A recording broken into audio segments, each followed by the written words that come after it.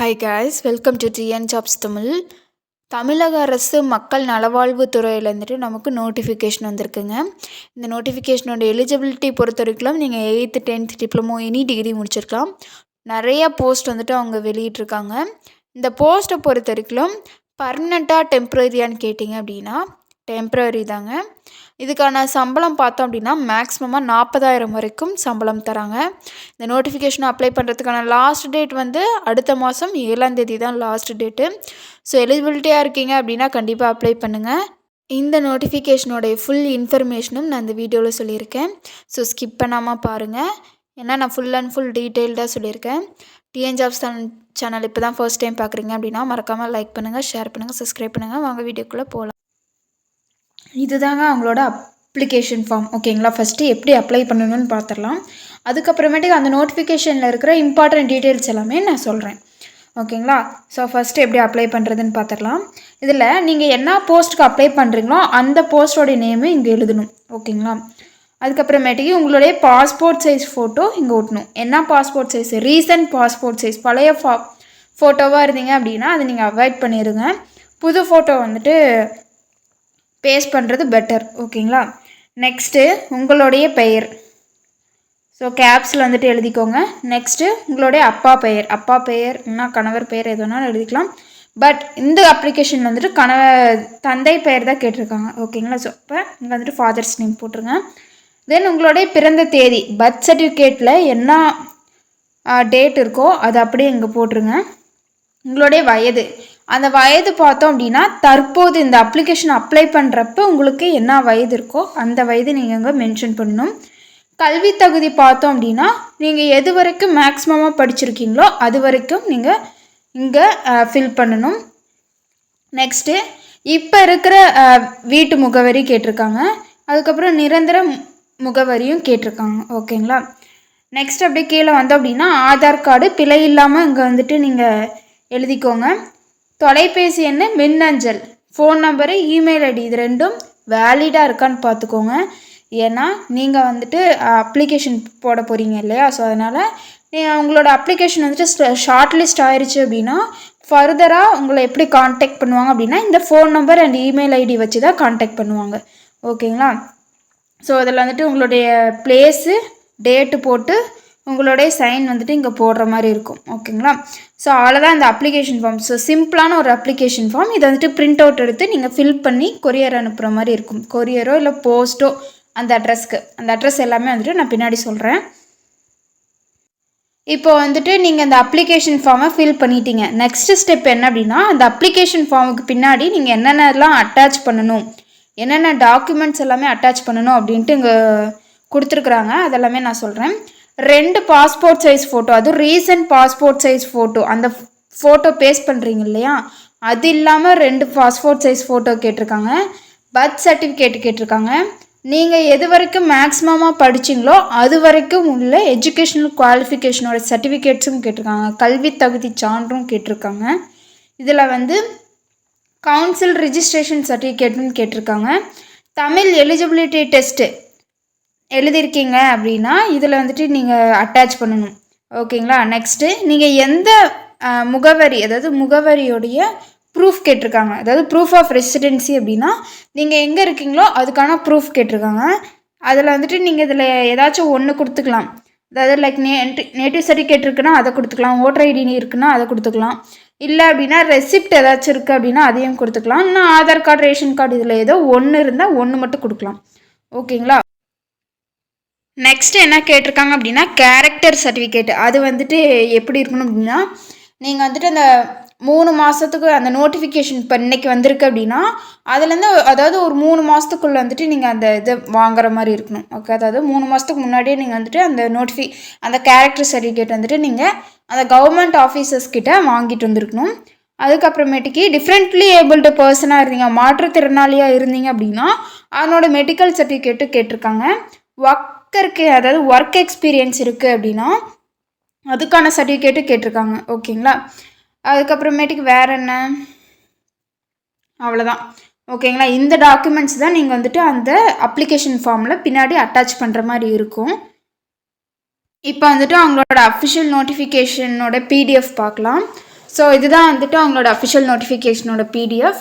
எந்த மாவட்டத்துலேருந்து இந்த நோட்டிஃபிகேஷன் வந்திருக்கு அப்படின்னா திருப்பத்தூர் மாவட்டத்துலேருந்து இந்த நோட்டிஃபிகேஷன் வந்திருக்கு. இது பார்த்தோம் அப்படின்னா டேட்டு பொறுத்த வரைக்கும் லாஸ்ட் டேட் ஆஃப் அப்ளிகேஷன் எப்போ அப்படின்னா 7/2 ஓகேங்களா. அடுத்த மாதம் 7ஆம் தேதி தான் last date of application. Post எல்லாமே பார்த்துடலாமா? நான் வந்துட்டு ஓவரலாக சொல்லிடுறேன். ஃபர்ஸ்ட் வந்துட்டு டிஸ்பென்சர் சித்தா அப்படிங்கிற போஸ்ட்டுக்கு 2 வேக்கன்சி இருக்குது. அதுக்கு நீங்கள் என்ன படிச்சிருக்கணும் அப்படின்னா டிஃபார்ம் இல்லை அப்படின்னா இன்டகிரேட்டட் ஃபார்மசி கோர்ஸ் ஏதாச்சும் முடிச்சிருந்தா போதும் அப்படின்னு சொல்லியிருக்காங்க. மாத சம்பளம் 15,000 ரூபாய் ஓகேங்களா. இது வந்துட்டு ஒரு பர்மனன்ட் ஜாப் கிடையாது, கான்ட்ராக்ட் பேசிஸ் தான். அதாவது ஒரு 2 வருஷம் நீங்கள் ஒர்க் பண்ணுற மாதிரி இருக்கணும் அப்படின்னா அந்த பாண்டு லெட்டரில் வந்துட்டு நீங்கள் சைன் பண்ணுற மாதிரி இருக்கும். ஸோ அப்போ கான்ட்ராக்ட் பேசிஸ் தான், எதுவுமே வந்துட்டு பர்மனன்ட் ஜாப் கிடையாது ஓகேங்களா. நெக்ஸ்ட் வந்துட்டு ஆயுஷ் கன்சல்டன்ட் அப்படின்னு சொல்லக்கூடிய போஸ்ட்டு, இதுக்குமே 2 வேக்கன்சி தான் கொடுத்துருக்காங்க. இதுக்கான எஜுகேஷனல் குவாலிஃபிகேஷன் பொறுத்த வரைக்கும் பிஎஸ்எம்எஸ்ல முடிச்சிருக்கணும் அப்படின்னு சொல்லியிருக்காங்க. இதுக்கான மாத சம்பளம் 40,000 ரூபாய் ஓகேங்களா. இதுவும் வந்துட்டு கான்ட்ராக்ட் பேசிஸ் தான். எங்கே ஒர்க் பண்ணுவீங்க அப்படின்னா டிஸ்ட்ரிக்ட் ஹெல்த் சொசைட்டி, திருப்பத்தூர் டிஸ்ட்ரிக்டில் டிஸ்ட்ரிக்ட் ஹெல்த் சொசைட்டி இருக்கு இல்லையா, ஸோ அங்கே வந்துட்டு நீங்கள் ஒர்க் பண்ணுற மாதிரி இருக்கும். நெக்ஸ்ட் வந்துட்டு தெரபியூட்டிக் அசிஸ்டன்ட் அப்படின்னு சொல்லக்கூடிய போஸ்ட்டு, இதுக்குமே 2 வேக்கன்சிஸ் இருக்குது. இதில் பார்த்தோம் அப்படின்னா நர்சிங் தெரபிஸ்ட் கோர்ஸ் நீங்கள் முடிச்சிருக்கணும் ஓகேங்களா. மாத சம்பளம் 15,000 ரூபாய், இதுவுமே வந்துட்டு கான்ட்ராக்ட் பேசிஸ் தான். அடுத்த போஸ்ட் என்ன அப்படின்னா ஆயுஷ் மெடிக்கல் ஆஃபீஸர் அப்படின்னு சொல்லக்கூடிய போஸ்ட்டு, இதுக்கு வந்துட்டு 1 வேக்கன்சிஸ் தான் இருக்குது. அண்ட் இதுக்குமே வந்துட்டு நீங்கள் பிஎஸ்எம்எஸ் கோர்ஸ் முடிச்சிருந்தா போதும். மாத சம்பளம் 40,000 ரூபாய், இதுவுமே கான்ட்ராக்ட் பேசிஸ் தான். நெக்ஸ்ட் போஸ்ட் என்ன அப்படின்னா டிஸ்பென்சர் சித்தா, இதில் வந்துட்டு மொபைல் டிரைவர் யூனிட்டில் வந்துட்டு நீங்கள் ஒர்க் பண்ணுற மாதிரி இருக்கும் ஓகேங்களா. ஸோ அதனால தான் இங்கே ப்ராக்கெட்டில் அந்த நேம் கொடுத்துருக்காங்க. இதுக்கான வேக்கன்சிஸ் 1 வேக்கன்சி. நீங்கள் டிஃபார்ம் இல்லை அப்படின்னா இன்டகிரேட்டட் ஃபார்மசி கோர்ஸ் இருக்கு இல்லையா, ஸோ அதை வந்துட்டு முடிச்சிருந்தா போதும். நெக்ஸ்ட் மாத சம்பளம் 15,000 ரூபாய், இதுவுமே வந்துட்டு ஒரு கான்ட்ராக்ட் பேசிஸில் தான் அவங்க வேலை ஆட்களை வந்துட்டு எடுக்கிறாங்க. நெக்ஸ்ட் போஸ்ட் என்ன அப்படின்னா அக்கௌண்ட் அசிஸ்டண்ட் போஸ்ட், இதுக்கு வந்துட்டு 2 வேக்கன்சி. நீங்கள் வந்துட்டு பிகாம் கிராஜுவேட்டாக இருக்கணும், இல்லைனா பிஏ முடிச்சிருக்கலாம். இல்லை அப்படின்னா பிசிஎஸ்ல வந்துட்டு மினிமம் எக்ஸ்பீரியன்ஸை என்ன கேட்டிருக்காங்க அப்படின்னா அக்கௌண்ட்ஸ் மெயின்டைன் பண்ணுற எக்ஸ்பீரியன்ஸு, இல்லை டேலி பண்ண எக்ஸ்பீரியன்ஸு, இல்லை வந்துட்டு கம்ப்யூட்டர் ஸ்கில்ஸ் வந்து ஏதாச்சும் இருக்கா அப்படின்னு இருந்து பிசிஎஸ் கோர்ஸ் வந்துட்டு நீங்கள் முடிச்சிருந்தீங்கனாலும் நீங்கள் வந்துட்டு எலிஜிபிள் ஓகேங்களா. மாத சம்பளம் 15,000 ரூபாய், இதுவுமே வந்துட்டு ஒரு கான்ட்ராக்ட் பேசிஸ்க்கான வேலை வாய்ப்பு தான் ஓகேங்களா. நெக்ஸ்ட் போஸ்ட் என்ன அப்படின்னா ஹெல்த் இன்ஸ்பெக்டர் போஸ்ட். ஸோ இதுக்கு பார்த்தோம் அப்படின்னா நீங்கள் +2ல் பயாலஜி குரூப் எடுத்துருக்கணும், இல்லைனா பாட்னி குரூப் எடுத்துருக்கலாம் ஓகேங்களா. இல்லைனா பாட்னி அண்ட் ஸ்வாலஜி, அதாவது பியூர் சயின்ஸ்னு சொல்லுவாங்களே, ஸோ அந்த சப்ஜெக்ட் வந்துட்டு நீங்கள் எடுத்துருக்கணும். நெக்ஸ்ட் கண்டிஷன் என்ன அப்படின்னா தமிழ் லாங்குவேஜ் வந்துட்டு நீங்கள் ஒரு சப்ஜெக்டை எடுத்துருக்கணும் அப்படின்னு சொல்லியிருக்காங்க 10th ஓகேங்களா. நெக்ஸ்ட்டு வந்துட்டு மல்டி பர்பஸ் ஹாஸ்பிட்டல் ஒர்க்கராக நீங்கள் வந்துட்டு 2 வருஷம் வந்து ஒர்க் பண்ணியிருக்கணும் அப்படின்னு சொல்லியிருக்காங்க. சப்போஸ் நீங்கள் வந்துட்டு மல்டி பர்பஸ் ஹாஸ்பிட்டல் ஒர்க்கராக நீங்கள் வேலை செய்யலை அப்படின்னா ஹெல்த் இன்ஸ்பெக்டராக இருந்திருக்கணும் அப்படின்னு சொல்லியிருக்காங்க. அப்படி இல்லை அப்படின்னா சானிட்டரி இன்ஸ்பெக்டர் கோர்ஸ் வந்துட்டு நீங்கள் ட்ரைனிங் போயிருக்க மாதிரி இருந்திருக்கணும் அப்படின்னு சொல்லியிருக்காங்க. எங்கே அப்படின்னா இன்ஸ்டியூஷன், ட்ரஸ்ட்டு, யூனிவர்சிட்டி, இது எதில் வேணாலும் இருக்கலாம் ஓகேங்களா. இதுதான் வந்துட்டு அவங்களோட எஜுகேஷனல் குவாலிஃபிகேஷன். இதுக்கான மாத சம்பளம் 14,000 ரூபாய், இதுவுமே வந்துட்டு கான்ட்ராக்ட் பேசிஸில் தான் ஆட்களை எடுக்கிறாங்க. நெக்ஸ்ட் போஸ்ட் என்ன அப்படின்னா ஸ்டாஃப் நர்ஸ், இதுக்கு பார்த்தோம் அப்படின்னா 7 வேக்கன்சிஸ் இருக்குது. இதில் நீங்கள் வந்துட்டு ஜிஎன்எம் அப்படிங்கிற கோர்ஸில் டிப்ளமோ முடிச்சிருக்கலாம், இல்லைனா பிஎஸ்சி நர்சிங்கில் இல்லைனா அப்படின்னா பிஎஸ்சி நர்சிங் முடிச்சிருக்கலாம். நெக்ஸ்ட்டு 18,000 ரூபாய் மாத சம்பளம், இதுவுமே வந்துட்டு ஒரு கான்ட்ராக்ட் பேசிஸ் தான்.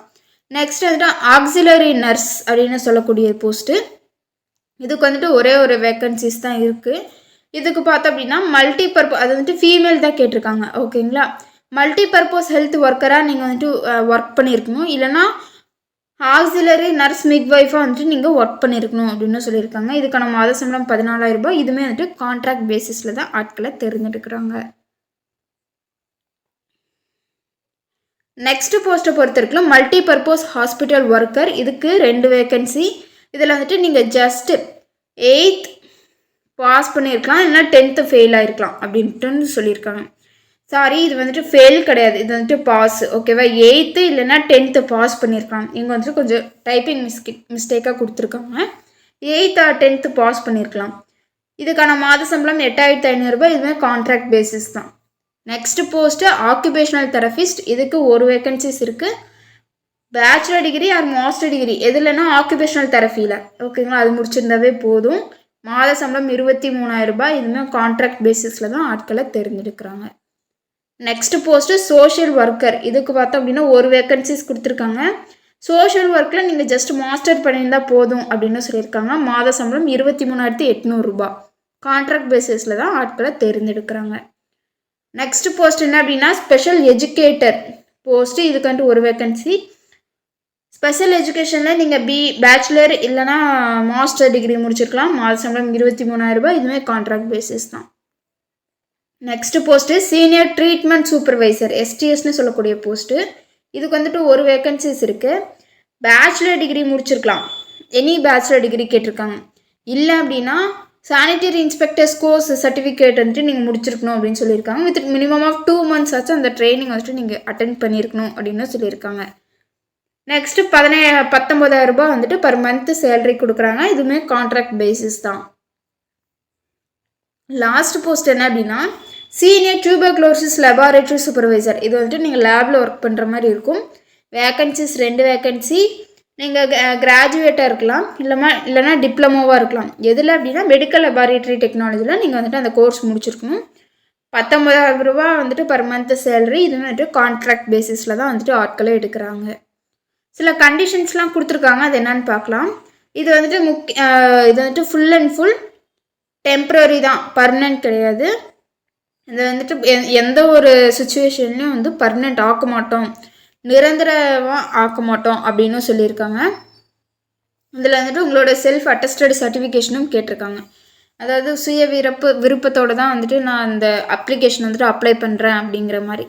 ஓகே, இது ஒரு ஆஃப்லைன் அப்ளிகேஷன்னு சொன்னேன் இல்லையா. ஸோ அப்போ எந்த அட்ரஸ்க்கு அனுப்பணும் அப்படின்னா இந்த ஸ்க்ரீனில் தெரிகிற இந்த அட்ரஸ்க்கு நீங்கள் அனுப்புகிற மாதிரி இருக்கும். ஓகேங்களா. ஸோ அவ்வளோதான். டிஎன் ஜாப்ஸ் தமிழ் சேனல் பிடிச்சிருந்தா லைக் பண்ணுங்கள், ஷேர் பண்ணுங்கள், சப்ஸ்கிரைப் பண்ணுங்கள். தேங்க்யூ.